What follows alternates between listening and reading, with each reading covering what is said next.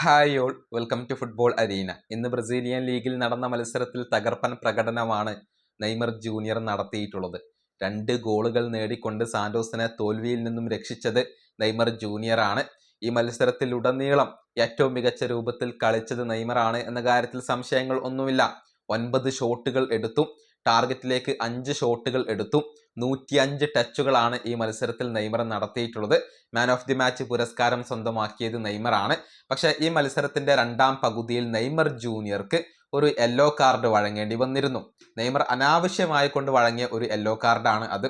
അതായത് നെയ്മറെ ഫൗൾ ചെയ്ത് താരത്തോട് നെയ്മർ കയർക്കുകയാണ്, അദ്ദേഹത്തോട് ചൂടാവുകയാണ്, ദേഷ്യപ്പെടുകയാണ് ചെയ്യുന്നത്, അദ്ദേഹത്തെ തള്ളി മാറ്റുകയും ചെയ്യുന്നുണ്ട്.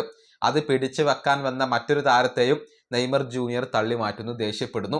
ഇതോടുകൂടിയാണ് റഫറി നെയ്മർ ജൂനിയർക്ക് യെല്ലോ കാർഡ് നൽകിയത്. ഇത് നെയ്മർക്ക് തിരിച്ചടിയായിട്ടുണ്ട്.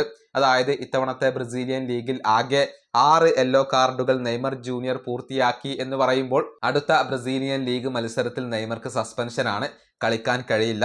കൃത്യമായി പറഞ്ഞാൽ ഓഗസ്റ്റ് 10-ാം തീയതി അത്ലറ്റിക്കോ പാരനൻസിനെതിരെ ഒരു മത്സരം സാന്റോസ് കളിക്കുന്നുണ്ട്. ആ മത്സരത്തിൽ പങ്കെടുക്കാൻ നെയ്മർ ജൂനിയർക്ക് കഴിയില്ല.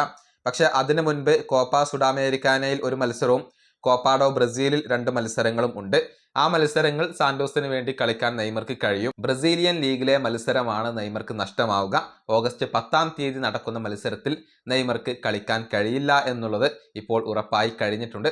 ഏതായാലും തകർപ്പൻ പ്രകടനത്തോടു കൂടി നെയ്മർ ജൂനിയർ തിരിച്ചു വന്നത് ആരാധകരെ സംബന്ധിച്ചിടത്തോളം സന്തോഷം നൽകുന്ന ഒരു കാര്യമാണ്.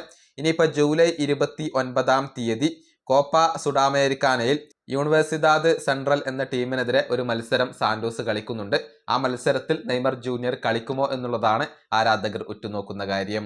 ഈ വീഡിയോയുടെ അവസാനിപ്പിക്കുന്നു. അടുത്തൊരു വീണ്ടും കാണാം.